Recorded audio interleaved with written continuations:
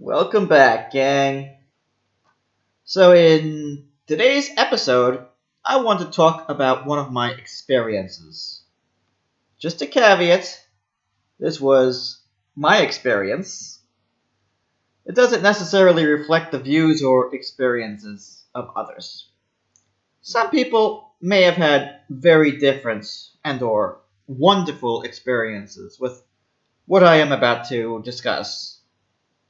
But my experience has had a profound and life changing effect on my life, so I feel I need to discuss it. So, for those of you who have been following my videos, you would know that I am incredibly interested in Japanese culture. I won't get into it. You can watch my Japan video for more on that. I also discussed in another video reasons why I didn't want to move to Japan. That's why I teach English in China. But there was one aspect of Japan that drew me to the country. My angel, Yui. More than anything else, I wanted to be with her. And I felt that we had a good relationship already, and it could have gotten better. Now, my decision to teach was fairly spontaneous. I never prepared myself for a career in education. Indeed, my very personality deterred me from starting down that path. I won't get into my reasons for teaching in this video. When I moved to China, I had given up almost everything I worked hard to build up for myself. I left my home with almost nothing. Back in 2014, I was just starting to rebuild my broken finances, so money was a major issue. But I was determined to make a better life for myself. Well, China was not my country of choice, but it was the easiest to get a job in. Anyway, I went there and one day met my angel, Yui. We started building our relationship because she could speak Japanese. She told me that it was her dream to live in Japan. So, naturally, I tried my hardest to find a job in Japan, which at that time was no easy task. I was rejected constantly by various companies. I simply did not have the credentials or experience needed for teaching there, and I was ready to give up. But while I was living in Beijing, I tried one more time, and this time was accepted. The company's name was Nova Corporation or Nova Holdings Inc. or Nova Eikaiwa, etc. It goes by several names. Of course, I did my due diligence and researched the company and found some rather disturbing information. The company had a dark and sinister past. Certainly, it was not the kind of company I, or indeed anyone, might want to get involved with. But for me, it was the opportunity of a lifetime. I would have sold my soul to the devil for the chance to be with my lady Yui. So I left Beijing in 2016 and prepared for my trip to Japan. Well, of course, there were a lot of hurdles with which I had to contend. The process of getting the visa to travel there was no easy task, and my recruiter didn't really explain it properly. My recruiter didn't explain many things properly, and that made my experience more difficult to start out with. Half the time, my recruiter wasn't even around to chat with or answer questions, so I had to figure out everything on my own. But eventually I did and was ready to make the journey. Now, it wasn't explained that I had to start at a specific time. There was no such restriction when I worked for EF in China. So I made my departure time when I thought best. It was necessary, as otherwise I would have run out of money. So I let my recruiter know, and she went on vacation for 2 or 3 weeks, so no one was there to help me. She finally got back to me the day before my flight with all the necessary information, which was a bit of relief. So I gathered what little I had left and boarded the plane. One thing to note about the flight: it was not direct. There was a 7-hour layover in Taiwan. I chose this flight for two reasons. One, it was cheaper that way, and two, it made the timing more convenient. Now, with a 7-hour layover, I had a chance to explore that place as well. I wasn't just going to sit in an airport for 7 hours. This is what led to my first oversight. When I left New York on November 30th, it was bitterly cold, and I had to wear a heavy coat. When I got out to explore Taiwan on December 1st, it was insanely hot. It was Philippines hot. I should have gotten a locker at the Taiwanese airport, but I didn't want to waste any time. I only had 7 hours after all, and there were many places I want to experience. So I bore the brunt of the heat. Mind you, I was wearing two coats and carrying two bags at the time. Luckily, my checked baggage was able to go directly onto the plane in Taiwan, so I didn't have to carry those as well. And I sweated profusely. My two carry-ons and all my clothing were soaked with sweat. In fact, I nearly passed out twice during my journey. It is only because Taiwan is such an easy place to live in that I was able to continue. So when it was time to head back to the airport, I was drenched in sweat. And I boarded the airplane as such. I didn't have time to change. So when I arrived in Japan, I made my second blunder. I arrived at 8 p.m., but didn't get out of the airport until after 9. I figured all the transportation systems would have been shut down by then. Well, I still had an hour before everything shut down, but didn't have time to figure out what to take and where to get it. So I caught a taxi. Taxis in Japan are notoriously expensive. It cost me 30,000 yen, or the equivalent of 300 US dollars, to take the taxi to my hotel. Keep in mind, I had only brought with me 100,000 yen.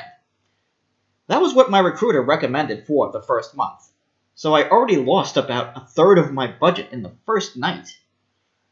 I got a phone card at the airport so that I could still communicate and use my phone. But, of course, no one at the company had my phone number, so they couldn't contact me.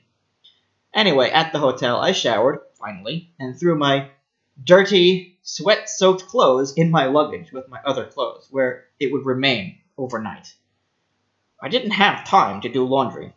It was already after 10 when I arrived at the hotel.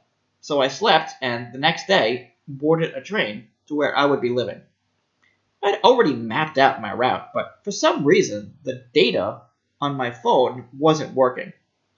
I figured my phone was broken since it got waterlogged when I was in Beijing. So I just adjusted. Little did I know, at that time, all I needed to do was simply power it down and turn it back on again, and that would fix everything. But I hadn't found that out until much later, about the time I had to leave Japan. So I had no way to contact my company. Well, some passersby helped me and contacted my supervisor, who picked me up and took me to my home. Well, directions in Japan are fairly complicated. So I arrived, set myself up at home, did some quick shopping as well as setting up my TV, bought a futon, another 10,000 yen, and settled in. First day in Japan, and already I had made 3 mistakes. Wisely, I chose to rest the next day. Then I went exploring. I wanted to learn more about my neighborhood so that I could better acclimate myself to living there. Well, I got lost constantly, and without my phone working to help me, I wasted hours of time trying to find my way home. Well, I had 5 days from the time I arrived, December 2nd, until I actually started working, December 7th. Then training began. Contrary to my earlier beliefs, training was quite minimal. There were 4 8-hour training sessions altogether. Very different than the 2-week training EF in China provided, but that's a different story. Training took place in other places, so I had to take the train to get there. Somehow, I managed to find the places where we had training. The first 2 took place in Tokyo, and the third took place in Kawasaki. I should mention that I was living in Kanagawa Prefecture, as that was where my lady Yui decided to live. More expenses. The first training was basically an overview of the company, the contract, and the material. The second training got more in depth with the material and the overall class structure and timing. The third session was a practical, where the new teachers all gave mock lessons to the staff. It was all very interesting. I never saw those other teachers ever again. Most worked in Tokyo. The training briefly touched upon recording student progress as well, but nothing else about our internal system. I was hoping to find other teaching material, for instance, pre-recorded classes, but sadly, nothing. So the training took place on Wednesday, Thursday, and Friday.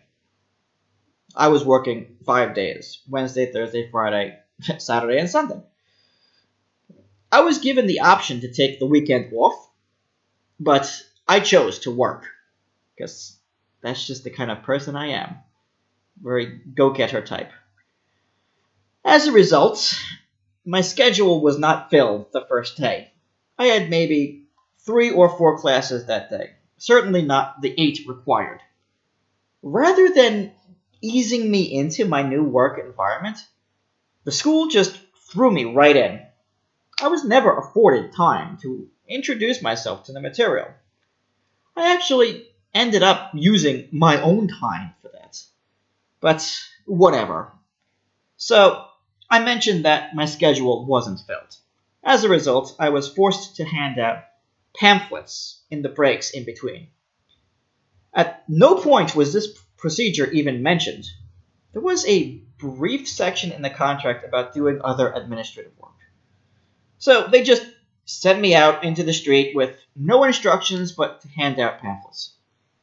Well, I was very confused and still didn't really know my way around the city. I found a quiet spot away from people and held out the little paper like I had no idea what I was doing. Eventually, they called me back into the office. This was something that continued for quite some time, and I felt it very demotivating. I didn't get into teaching to be a salesperson. I would have liked to do observations or side-by-sides, but that never materialized. In fact, no such training ever really took place.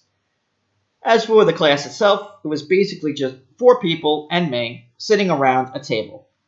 I would talk, and they would listen. There was no whiteboard or chalkboard, no computers, and occasionally a CD player.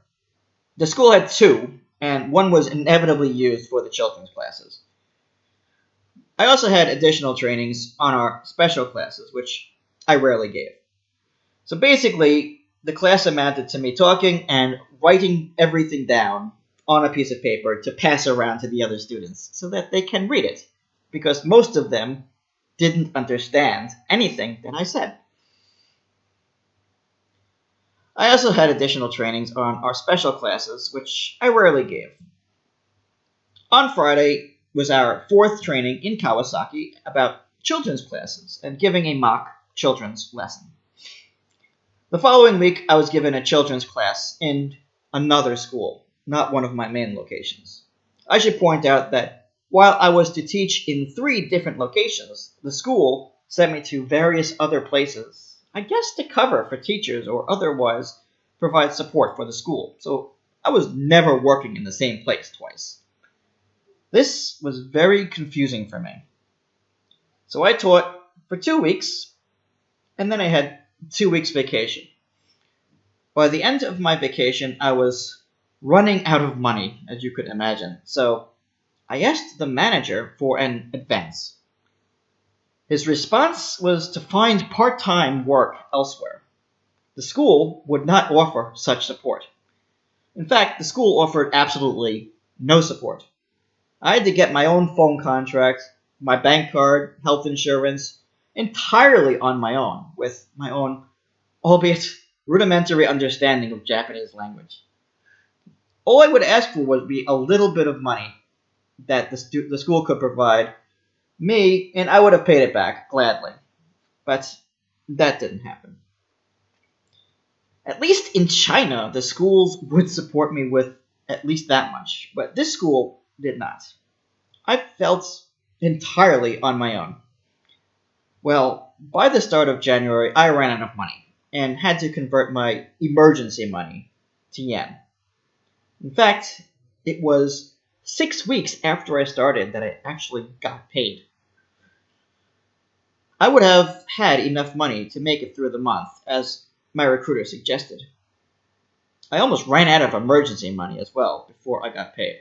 Well, my emergency money was only about 50,000 yen, half of my what I was supposed to use as payment. So, the first 2 months in a new place are oftentimes the most expensive. I barely made it to February with the salary I earned. In their defense, they didn't pay me for the 2 week Christmas break. They only pay for classes given, so if I didn't give classes, I didn't get paid. I could take time off if I didn't have classes, but I would have to make that time back up. This would eventually become the scheme by which I would be working overtime without pay. So, my first 2 months were absolutely terrible. The school threatened to fire me, but I assured them I would do better, and I did. Slowly, but by July I was almost at a level whereby they would retain me. Yes, it took me 5 months to get acclimated to working there. But by that time, they already made their decision to get rid of me. They hired my replacement in August. Well, I continued to make mistake after mistake because they offered no support. I taught children's classes on Fridays, but I guess it was a new center and they didn't have materials. I had to essentially photocopy all the material from one school to use at another. No color, which made it more difficult to teach. I had one student who was kind of the nightmare student, but I guess his father was close to the manager of that center because he was given a lot of leeway. That student did not want to be there and made his opinion very heard. He did everything he could. Bother other students, talk out loud, interrupt, walk around, just to annoy me. That was his game. Well, it was just the one class, but it really demotivated me. I had one very good student who took many of my classes, sometimes 4 classes a week, but when she moved in September, my schedule emptied and was never recovered. Just another point I want to make. I was never given a teaching assistant like I got in EF in China, so I was on my own in all of my classes. No help whatsoever.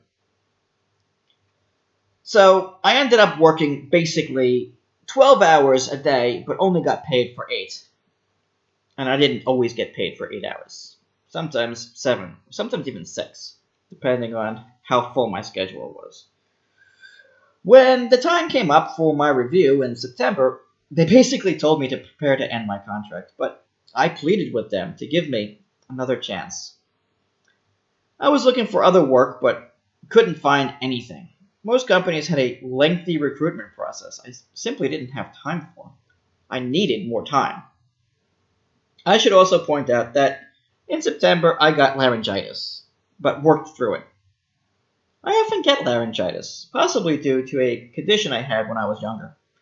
I had laryngitis when I worked with EF as well, but it wasn't as bad, mostly because it took place during my time off, my weekend. And also when I worked at World English last year. Anyway, the condition only made my case worse. In October, beginning of October, my computer broke, so I had no way to contact other companies to find work. I eventually shelled out the $600 US, or 60,000 yen, to buy a new one, but by that time, it was the end of October. By mid November, the company gave me the final decision that it would not renew my contract. That was 2 weeks before my contract ended. I pleaded with them, but to no avail. In truth, I had gotten much better, but by that time, the damage was already done. I put in more effort with that company than I had ever put in to any other company. Like, I was working so many hours. I only had 2 weeks before my visa expired, not enough time to find any other work, but still, I looked, to no avail. Because my contract started 1 week after I got my visa, well, Japan is visa on arrival. I had to make up the lost week in order to get my contract completion bonus. So, in addition to finishing off the last 2 weeks, I had to use the 2 weekends in between to finish my contract. So, I worked 19 days straight with no break, usually 12-hour days. 12-hour days, 19 days straight. That's inhuman. There was no time to find other work. I had no choice but to leave.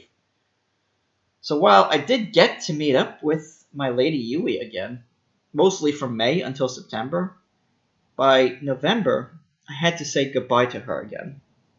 It was one of the saddest moments of my life. I even wanted to end my life, to commit seppuku, so that I wouldn't have to bear the pain of being separated again from the woman I loved. I do feel that, had I been given the opportunity to stay and live in Japan, our relationship would have grown. I 100% believe I would have married her. Nova took that from me. Even though I worked super hard for a company that provided no support whatsoever, and often failed to give necessary information and provided no decent material for the students, I was forced to abandon all my hopes and dreams because of it. I know I could have made the company better if I was given the opportunity to stay. I gave Yui everything I had left at that point in time. And had it not been for China coming to my rescue at the last moment before I expired, I would not be here today to talk about this situation. Well, that was the experience I had with Nova, but I'm sure others have had different experiences. If you liked my story, feel free to leave a like, subscribe, comment, or even share with others. And if you like, consider donating to my Patreon. Link below. Thank you again for your time, and I'll see you next time.